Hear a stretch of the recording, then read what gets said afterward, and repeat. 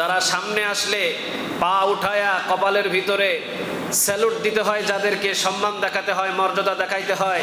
আবার আল্লাহ সুবহানাহু ওয়া তাআলা কোনো কোনো সময় পৃষ্ঠাটারে পাল্টায়া দিয়ে ওই মানুষদের গলায় আবার জুতার মালা পরায়া দেয়। এই দায়িত্বটা কার?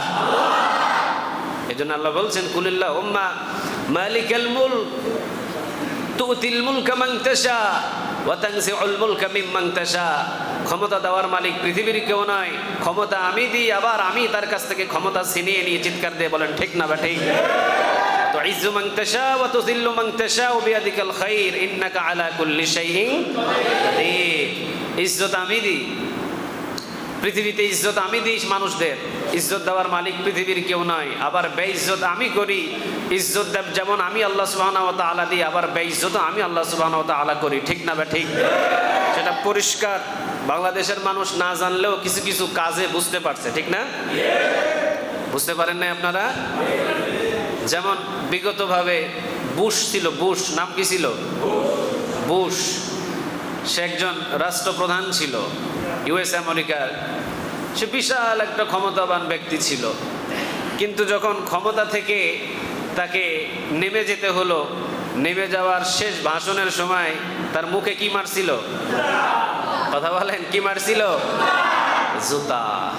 চিন্তা করছেন? তাহলে ওয়া তুইজ্জু মান তাশা ওয়া তুযিল্লু মান তাশা বিয়াদিকাল খায়র। আল্লাহ বলছে সম্মান পাইছো 10 বছর, মর্যাদা পাইছো 10 বছর, মানুষের কাছ থেকে টেনে হিচড়ে জোরপূর্বক করে স্যালুট নিছো 10 বছর, কিন্তু নামার আগে তোরে জুতা পিটা করে নামাবো, এই অধিকারটা কার ছিল বলেন?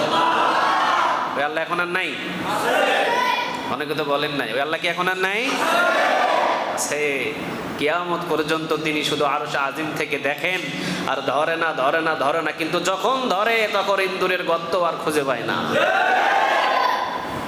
তো আল্লাহ সুবহানাহু ওয়া তাআলাকে বলা যাবে বলেন? কাউরা কি ভুলবেন আল্লাহকে? সবাইরে বলা যায়, একজনারে বলা যায় না। তিনি কে? তো ক্ষমতা দেওয়ার মালিক পৃথিবীর কেউ নয়, ক্ষমতা দেওয়ার মালিক আল্লাহ সুবহানাহু ওয়া তাআলা। কিন্তু এই ক্ষমতা দিয়ে আল্লাহ সুবহানাহু ওয়া তাআলা আবার যাচাই করে, টেস্ট করে দেখে। সূরা মুলকে বলেছেন, তাবারাকাল্লাযী বিয়াদিহিল মুলকু ওয়া হুয়া আলা কুল্লি শাইইন কাদির। কথাটা কার? তাবারাকাল্লাযী বিয়াদিহিল মুলক। আল্লাহ রাব্বুল আলামিন বলেন, আমার হাতের ভিতরে রাজত্ব, রাজত্বের মালিক কেউ নয়, রাজত্বের মালিক কে? আল্লাহ বলছেন তাবারাকাল্লাযী বিয়াদিহিল মুলক। বিয়াদি মানে হাত, মুলক মানে রাজত্ব। আল্লাহ বলছেন বরকতময় আমি আল্লাহ, আমার হাতেই রাজত্ব আমি রেখে দিয়েছি।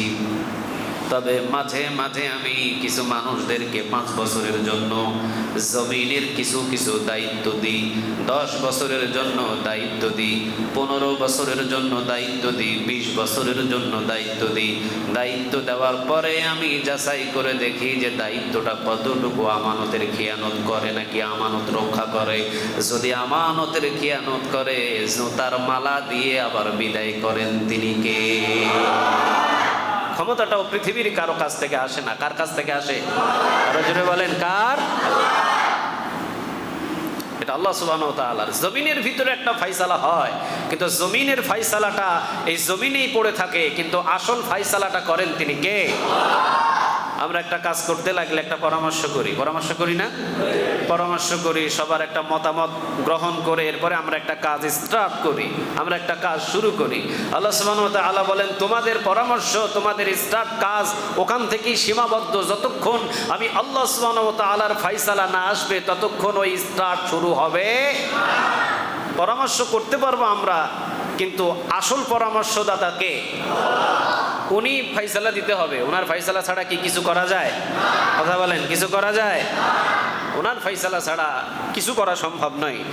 এই জন্য আল্লাহ রাব্বুল আলামিন বলছেন, তাবারাকাল্লাযী বিয়াদিহিল মুলকু ওয়া হুয়া আলা কুল্লি শাইইন কাদির আল্লাযী খালাকাল মাউতা ওয়াল হায়াতা লিয়াবলুয়াকুম আইয়ুকুম আহসানু আমালা ওয়া হুয়াল আজিজুল গফুর। বলেন কথাটা কার? আল্লাযী খালাকাল মাউত, মৃত্যুর মালিকও আমি আল্লাহ, ওয়াল হায়াত, হায়াতের মালিকও আমি আল্লাহ রাব্বুল আলামিন। তবে মৃত্যু এবং হায়াতের মাঝামাঝি সময় যদি আমি বান্দাদেরকে ক্ষমতা দিই, মৃত্যু এবং হায়াতের মাঝামাঝি সময় যদি আমি তাকে রাষ্ট্রপ্রধান বানাই, এমপি বানাই, মন্ত্রী বানাই, ম্যাজিস্ট্রেট বানাই, যাই বানাই, আমি আল্লাহ রাব্বুল আলামিন তাকে পরীক্ষা করার জন্য দিছি ক্ষমতা। দেখি ক্ষমতাটা কোন কাজে ব্যবহার করে। যদি ক্ষমতাটা পাওয়ার পরে জুলুমি করা শুরু করে দেয়, তার বিচার নেওয়ার জন্য আরেকজন আছেন, তিনি কে? তিনি হলেন বিয়াদিহিল মুলক, কারণ তার হাতে মূল রাজত্ব। ঠিক না ঠিক? মূল রাজত্ব কিন্তু তিনি কাউকে দেন। কথা বলেন, কাউরে দিছেন না? কাউরে দেন নাই। মূল রাজত্ব আল্লাহ তিনি তার কাছে রেখে দিয়েছেন। মূল রাজত্ব তার কাছে, কিন্তু কিছু কিছু ক্ষমতা মানুষদেরকে দিয়ে পরীক্ষা করার জন্য দিয়েছেন কে? এখন ক্ষমতাটা পেয়ে যদি আপনি অপব্যবহার শুরু করেন, তাহলে আবার শাস্তি দেওয়ার জন্য বসে আছেন তিনি কে? কাজেই ক্ষমতা পাওয়ার পরে কখনো কোনো সময় স্বৈরাচারী হওয়া যাবে। ক্ষমতা পাওয়ার পরে কখনো কোনো সময় ক্ষমতার বড়াই দেখানো যাবে। ক্ষমতা পাওয়ার পরে কোনো সময় অহংকার করা যাবে। অহংকার করলেই আরেকজন ক্ষমতাবান আছেন, কে? তিনি বলেন আল্লাহ। এই জন্য উনি বারবার সব জায়গায় বলে দিয়েছেন, বান্দা শান্ত হও, ক্ষমতা দিছি আমি, একটু ধৈর্য ধরো, একটু শান্ত হও, কথা একটু আস্তে বলো। এত পাওয়ার দিয়ে, এত জোরে, এত জোরালোভাবে কথাবার্তা বইল না। কেননা ক্ষমতা আছে, আবার ক্ষমতা চলেও যেতে কুলিল্লাহুম্মা মালিকাল মুলক তুতিল মুলকা মান তাশা ওয়া তানজিউল মুলকা মিম্মান তাশা। দিছি আমি, আবার কাড়িয়েও নিতে পারি আমি। কোনো সন্দেহ আছে নাকি? কথা বলেন না কেন? কোনো সন্দেহ আছে? নাই, কোনো সন্দেহ নাই এটার ভিতরে। কারণ সন্দেহ করলে কি নাই? ঈমান নাই। যদি আপনি এটাতে সন্দেহ করেন, কি নাই? ঈমান নাই। আর যার ঈমান নাই তার কি জান্নাত আছে? কথা বলেন, জান্নাত আছে? তাহলে কিছু কিছু মানুষদেরকে আল্লাহ সুবহানাহু ওয়া তাআলা ক্ষমতা দেন। দেওয়ার পরে আল্লাহ সুবহানাহু ওয়া তাআলা দেখেন যে আসলে বান্দাটা কোন দিকে দৌড়ায়। বান্দা কোন দিকে দৌড়ায়? মসজিদে আজান দেওয়ার জন্য দৌড়ায়, নাকি মদের বোতল নিয়ে দৌড়ায়? এটা পরীক্ষা করে বসার জন্য, পরীক্ষা করার জন্য বসে আছেন কে? ক্ষমতা দিবে আল্লাহ সুবহানাহু ওয়া তাআলা। কাকে কোন সময় কোন ক্ষমতা দিবে বলা যায় না। এটা কি বলা যায়? না। ধনী হয়ে যেতে পারে গরিব, আবার গরিব হয়ে যেতে পারে ধনী। ঠিক না ঠিক? আল্লাহ সিলগালা দেন নাই, শুধু নবীদেরকে নবী হিসাবে সিলগালা দিয়েছেন। নবীদেরকে নবী হিসাবে আল্লাহ সুবহানাহু ওয়া তাআলা আরশে আজিম থেকে পয়গাম পাঠিয়েছেন জিবরিল আলাইহিস সালামের মাধ্যমে। কিন্তু কোন নবীর কপালে নবী লেখা ছিল না। ঠিক না ঠিক? কিন্তু জমিনের ভিতরে আমাদের সাধারণ কোটি কোটি মানুষের ভিতরে কাকে চেয়ারম্যান বানাবেন, কাকে মেম্বার বানাবেন, কাকে এমপি বানাবেন, কাকে রাষ্ট্রপ্রধান বানাবেন, এটাও আল্লাহ সুবহানাহু ওয়া তাআলা কারো কপালে লিখে দেন। হুট করে হয়ে যেতে পারে যে কোনো একজন, কিন্তু যখনই ক্ষমতা আসবে তাকে বুঝতে হবে আমাকে নিশ্চয়ই আরশে আজিম থেকে পরীক্ষা করছেন। কে পরীক্ষা করছেন? কিন্তু ক্ষমতা পাওয়ার পরে যদি আমি চিন্তা করি মুই কি হনুরে, এই চিন্তা যদি একবার আমার চলে আসে যে মুই কি হনুরে, এই মুই কি হনুরে বলে যদি আমি লাপানো ঝাপানো শুরু করি, মসজিদে আজান দেওয়া বন্ধ করে দিয়ে যদি আমি মদের বোতল নিয়ে দৌড়াদৌড়ি শুরু করি, বুঝতে হবে স্বৈরাচারী হতে বেশি দেরি নয়, পালানোর রাস্তাটাও খুঁজে পাবে না। এটা আমাদের প্রত্যেকের বোঝা দরকার। এই জন্য ক্ষমতা পাইলে নিয়ামতের শুকরিয়া আদায় করতে হবে কার? আরো জোরে বলেন কার? এই জন্য আল্লাহ রাব্বুল আলামিন বলেছেন সূরা আন-নাসর, ইযা জাআ নাসরুল্লাহি ওয়াল ফাতহু ওয়া রাআইতান নাসা ইয়াদখুলুনা ফি দীনিল্লাহি আফওয়াজা ফাসাব্বিহ বিহামদি রাব্বিকা ওয়াস্তাগফির ইন্নাহু কানা তাওয়াবা। বলেন কথা ঢাকা, সবাই পড়েন। ইযা জাআ নাসরুল্লাহি ওয়াল ফাতহু ওয়া রাআইতান নাসা ইয়াদখুলুনা ফি দীনিল্লাহি আফওয়াজা ফাসাব্বিহ বিহামদি রাব্বিকা ওয়াস্তাগফির ইন্নাহু কানা তাওয়াবা। পড়েন দেখি আল্লাহু আকবার। আরেকবার বলেন দেখি আল্লাহু আকবার। লিল্লাহি তাকবীর, লিল্লাহি তাকবীর, নারে তাকবীর। এটা আমি তাকবীর দিলাম কেন জানেন? আল্লাহ সুবহানাহু ওয়া তাআলা বলছেন, যখন সাহায্য, আল্লাহর সাহায্য, বিজয় আসবে নবী, আপনি কোনো টেনশন কইরেন না। সুবহানাল্লাহ বলেন। তা সাহায্য এবং বিজয় দেওয়ার মালিক তাহলে কে? সূরা আন-নাসরে আল্লাহ বলে দিলেন, ইযা জাআ নাসরুল্লাহি ওয়াল ফাত। ও নবী, আপনি এত টেনশন, এত পেরেশান, এত চিন্তার কোনো দরকার নাই। আপনি যখন দেখবেন যে আল্লাহর পক্ষ থেকে সাহায্য চলে এসেছে, সুবহানাল্লাহ, এবং আপনি দেখবেন মানুষকে দলে দলে আপনার দল ভারী করার জন্য জান মাল দিয়ে সীসা ঢালাইয়ের মতো দাঁড়িয়ে গেছে। আর সেই দিন দেখবেন যে বিজয় সন্নিকটে। আর বিজয় দেওয়ার মালিক মনে করেন না কোনো এমপি, বিজয় দেওয়ার মালিক মনে করেন না কোনো চেয়ারম্যান, বিজয় দেওয়ার মালিক মনে করেন না কোনো জনগণ। বিজয় দেওয়ার মালিক একজন, তিনি কে? আল্লাহ নিজে বলছেন, ইযা জাআ নাসরুল্লাহি ওয়াল ফাত। যখন আসবে আল্লাহর সাহায্য, বিজয়, আপনি দেখবেন দলে দলে মানুষগুলো অটো মেশিন আছে না কিছু, কথা কন না কেন? অটো মেশিন আছে না কিছু, ধান দেয় এই জায়গায়, সিদ্ধ হয় ওই জায়গায়, কাউরে ধরা লাগে না, ওই জায়গায় সিদ্ধ হবে, ওখান থেকে পরিষ্কার হবে, ওখান থেকে আরেক মেশিনে যাবে, সেখান থেকে চাল বাহির হবে, চাল থেকে আবার গুঁড়া যেগুলো ময়লা আছে ওগুলো সাফ হবে, ওই জায়গা থেকে আবার পরিষ্কার হয়ে বস্তা লোড হবে, সেখান থেকে ওজন হবে 50 কেজি চাল বাহির হয়ে টাকে উঠে যাবে, বাড়ি আনবেন, খাবেন। এটারে বলে অটো। এটারে কি বলে? Auto machine. আল্লাহ সুবহানাহু ওয়া তাআলা এখানে সেটাই বোঝাচ্ছেন, ওয়ারাআইতান নাস ইয়াদখুলুনা ফি দীনিল্লাহি আফওয়াজা। আপনি দেখবেন মানুষগুলো দলে দলে শুধু বাহির হবে, বাহির হতে দেরি হবে, বিজয় অটো ভাবে চলে আসবে। সুবহানাল্লাহ বলেন। কোনো অস্ত্র লাগবে না, কোনো বন্দুক লাগবে না, কোনো গুলি লাগবে না, কোনো সাহসী বীর লাগবে না। মানুষ শুধু দলে দলে বাহির হবে, রাস্তায় বাহির হবে। রাস্তায় বাহির হলেই বুঝে নেবেন বিজয় অবশ্যই চলে এসেছে।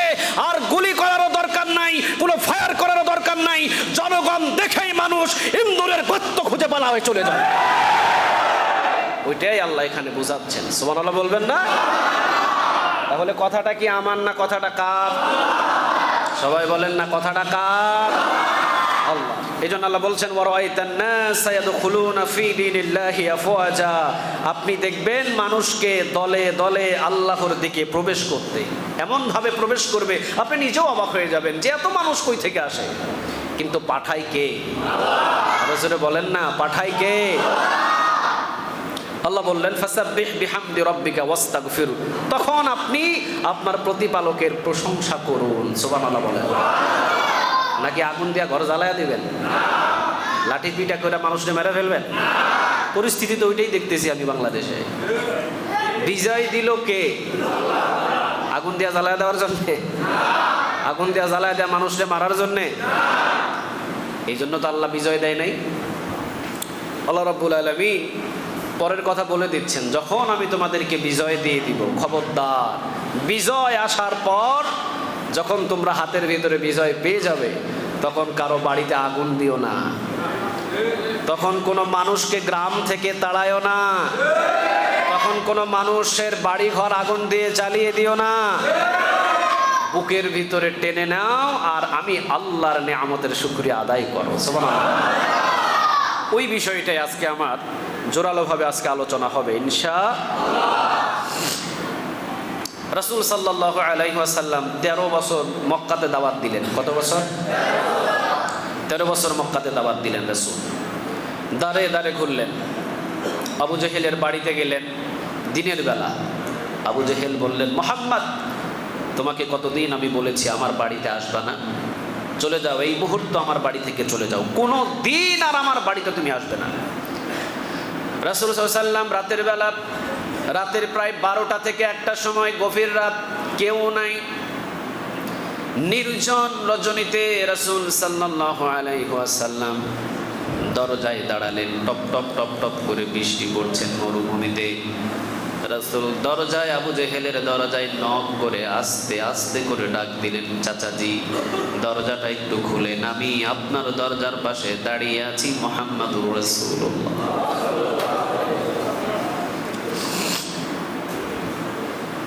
আমি আপনার দরজার পাশেই দাঁড়িয়ে আছি, চাচাজি দরজা খুলেন।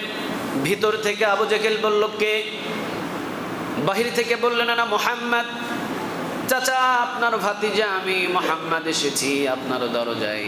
ভিতর থেকে আবু জেহেল বললেন, মুহাম্মদ আমি তো তোমাকে বলেছি তুমি যেন কোনোদিন আমার বাড়িতে না আসো।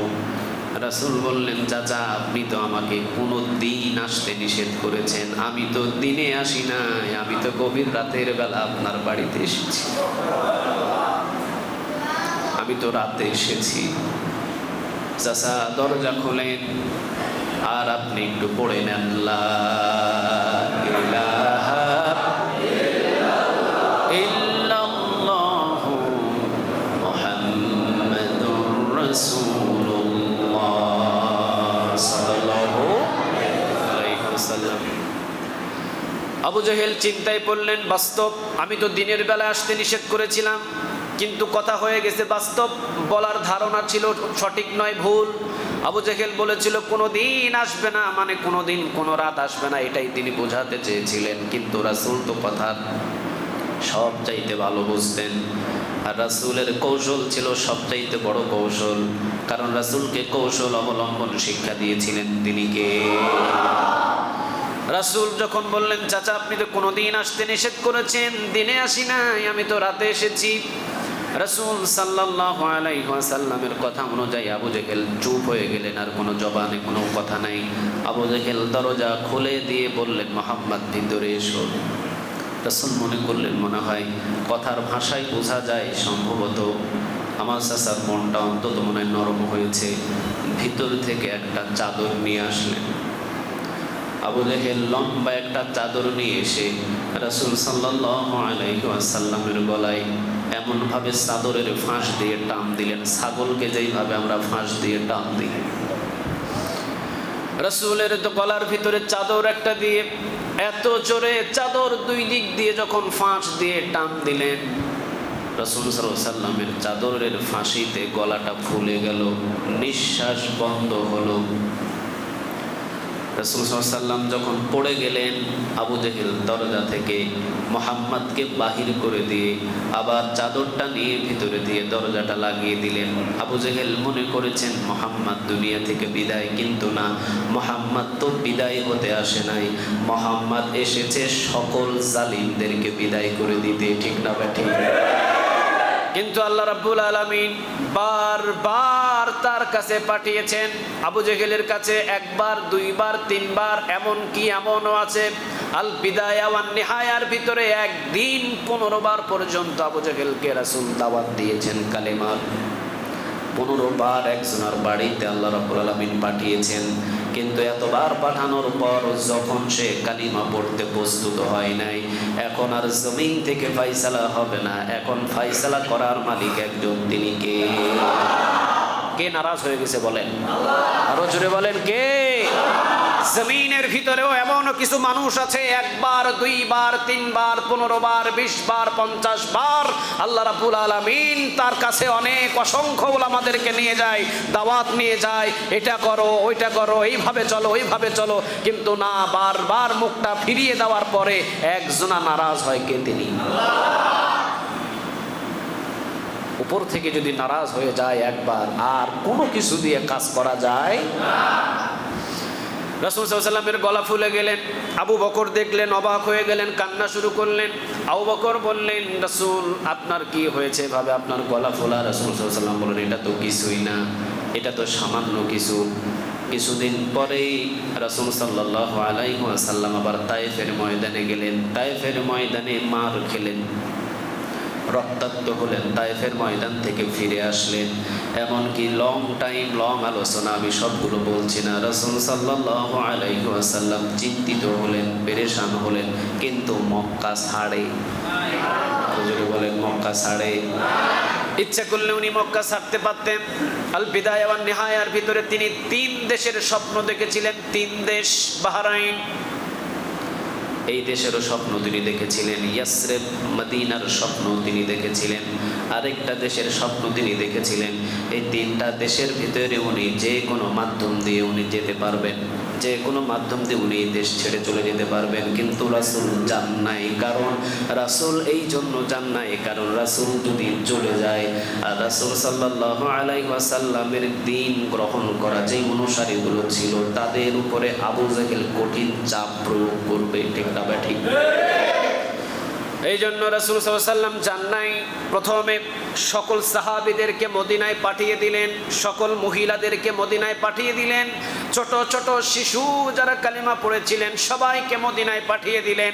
মদিনায় আর কেউ নাই, আছে শুধু দুইজন, আবু বকর, আসে শুধু তিনজন, আবু বকর, আরেকজন আছেন মুহাম্মদ সাল্লাল্লাহু আলাইহি ওয়াসাল্লাম, আরেকজন আছেন তিনি হলেন হযরত আলী, সুবহানাল্লাহ বলেন।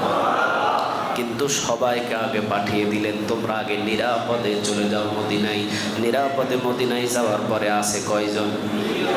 চলে বলেন কয়জন? কিন্তু কিছু কিছু দেশে দেখা যায় নিজে স্বার্থের জন্য নিরাপদে পলায়ন করে তার জনগোষ্ঠীকে বিপদে ফেলায়া যায়। নাই?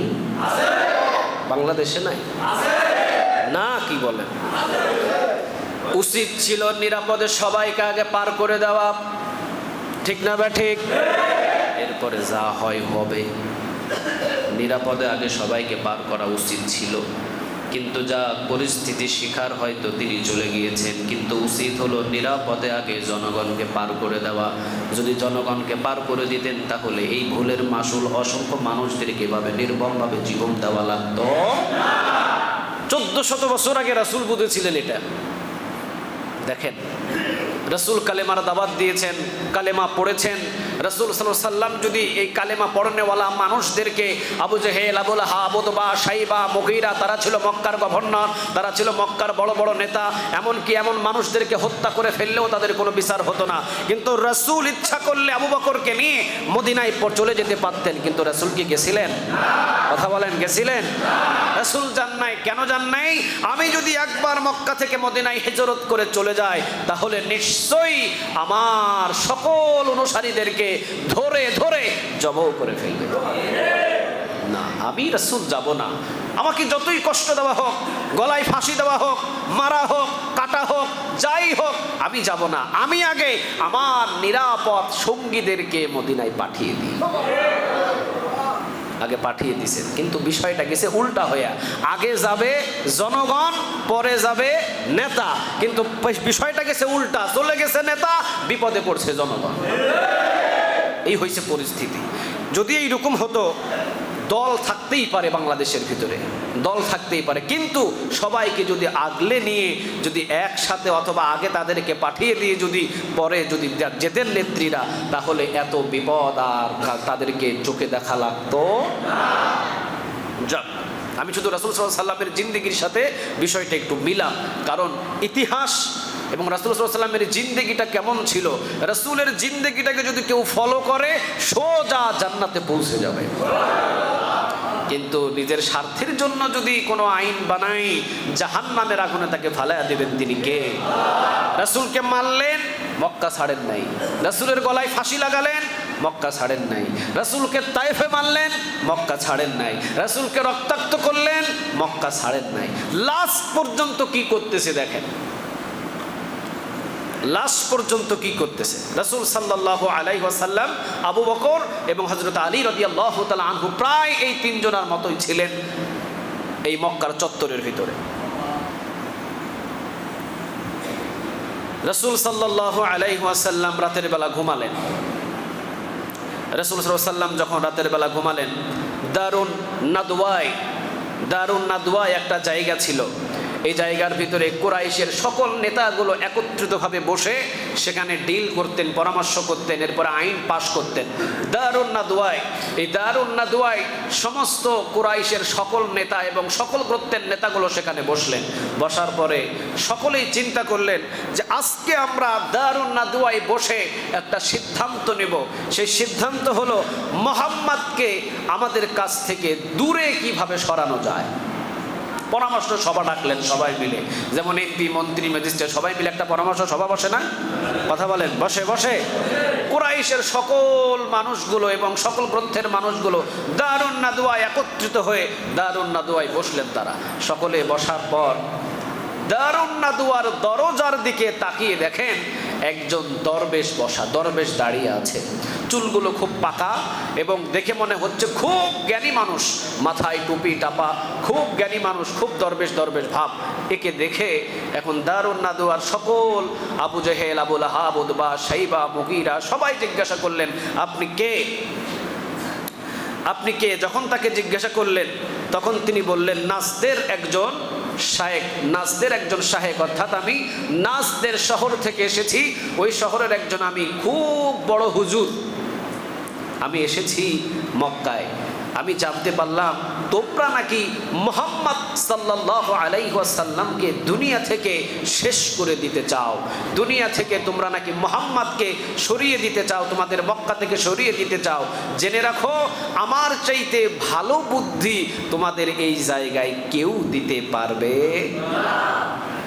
আজও বাংলার জমিনের ভিতরে দেখবেন, আজও বাংলার জমিনের ভিতরে দেখবেন হক্কানি আলেমদেরকে দুনিয়া থেকে শেষ করে দেওয়ার জন্যে, হক কথাগুলো বন্ধ করার জন্যে, হক্কানি আলেমদেরকে জমিন থেকে শেষ করে দেওয়ার জন্যে এমনও কিছু বাংলার জমিনের ভিতরে ওই রকম শয়তানের মতো মাথায় টুপি, সাদা পাগড়ি, লম্বা চুব্বা পরে এমনও কিছু প্রশাসনকে উস্কানি দেওয়ার মতো এইরকম শয়তান কিছু হুজুরও তৈরি হয়ে আছে। ভিতরে কিন্তু শয়তান, কিন্তু লেবাস লাগাইছে বড় হুজুরের মতো। কথা কি ভুল বলতেছি? কথা বলেন, কথা কি ভুল বলতেছি?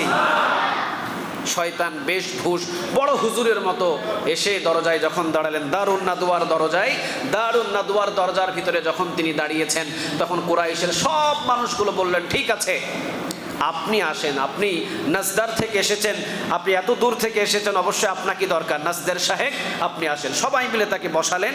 এখন এখান থেকে কুরাইশের সবাই এক একটা করে উক্তি দিচ্ছে, মুহাম্মদকে কি করা যায়? একজন বললেন, হাত পা বেঁধে মুহাম্মদকে শিকল পরিয়ে আমরা কারাগারে নিক্ষেপ করব। কিন্তু এই যে শয়তান, এই শয়তান বলতেছে, না এটা করে আপনারা পার পাবেন না। যখনই তাকে হাত পা বাঁধবেন, বেঁধে যখনই আপনি তাকে জেলখানায় নিক্ষেপ করবেন, তখন যে বাহির থেকে তাকে যারা ভালোবাসে ওরা কিন্তু মক্কায় আক্রমণ, আর আক্রমণ করলে কিন্তু আপনাদের বাঁচার কোনো পথ, এটা করা যাবে না। দ্বিতীয় জন বললে, ঠিক আছে তাহলে মুহাম্মদকে এই মক্কা থেকে বহিষ্কার করে দিই, বাহির করে দিই, ও যাতে এই মক্কায় না থাকে। এই যে বড় হুজুর শয়তান, এ বলতেছে সর্বনাশ, এটা তো আরো বড় বিপদ। কি বিপদ? মুহাম্মদ ও যেখানেই যাবে ওর ভাষা সুন্দর, ওর কথা সুন্দর, ওর চেহারা সুন্দর, ওর ব্যবহার সুন্দর, যেই দেশেই পাঠাবেন সেই দেশই তার জন্য পাগল হয়ে যাবে। এমনও কিছু পৃথিবীতে দেখবেন আল্লাহওয়ালা নাইবে রাসূল যারা আছেন, রাসূলের বংশধর যারা আছেন, তারা পৃথিবী থেকে যে কোনো দেশ থেকে বহিষ্কার করে যে কোনো দেশে পাঠান, ওই দেশের মানুষই তার জন্য জনপ্রিয়তা হয়ে যায়। এটাতে কোনো সন্দেহ নাই। শয়তান বললেন যে সর্বনাশ, এটা তো আরো মুসিবত। ওনাকে যখন মক্কা থেকে বাহির করে কোনো দেশে পাঠাবেন, ওনার সাথে যে কথা বলবে সে তার পাগল হয়ে যাবে, যে ওনার চেহারা দেখবে সে পাগল হয়ে যাবে। কারণ মুহাম্মদ তার বাসন ভঙ্গি চলা ফিরা পৃথিবীর শ্রেষ্ঠ মানবের মতো। সুবহানাল্লাহ। বুঝাচ্ছে আর কি, শয়তান তো জানে উনি কে। শয়তান কি জানে না? কথা বলেন, শয়তান কি জানে না? কিন্তু তাকে বোঝাচ্ছে তাদেরকে যে মুহাম্মাদের মতো শ্রেষ্ঠ মানব পৃথিবীতে একটাও নাই। ওর কথা শুনলে মানুষ পাগল হয়, ওর চেহারা দেখলে মানুষ খাওয়া বন্ধ করে দেয়, ওর দিকে তাকালে মানুষের দুঃখ কষ্ট ভুলে যায়। এটা সাধারণ মানুষ না, ওকে কোনো দিকে পাঠানো যাবে না। তখন আবু জেহেল এবার আরেকটা নলেজ দিলেন। আবু জেহেল বললেন, ঠিক আছে তাহলে মুহাম্মদকে আমরা 24টা গ্রন্থ থেকে, মোল্লা গ্রন্থ, এরপরে মণ্ডল গ্রন্থ, মজুমদার গ্রন্থ, এরপরে কতগুলো বংশের একটা গ্রন্থ থাকে না আমাদের, এটা হলো মোল্লা বংশ, ওটা হলো মজুমদার বংশ, ওটা চৌধুরী বংশ, এরকম আমাদের কিছু বংশ আছে না? ওই জামানায় বংশর খুব নাম ছিল। 24টা বংশ থেকে, গ্রন্থ থেকে 24 জনকে আবু জেহেল ডেকে নিয়ে বললেন, আমার ফয়সালাটা আপনাদের সঠিক হয় কিনা দেখেন, মুহাম্মদকে এই 24টা গ্রন্থের 24টা যুবক দিয়ে দুনিয়া থেকে শেষ করে দিই। যখন এই কথাটা আবু জেহেল বললেন,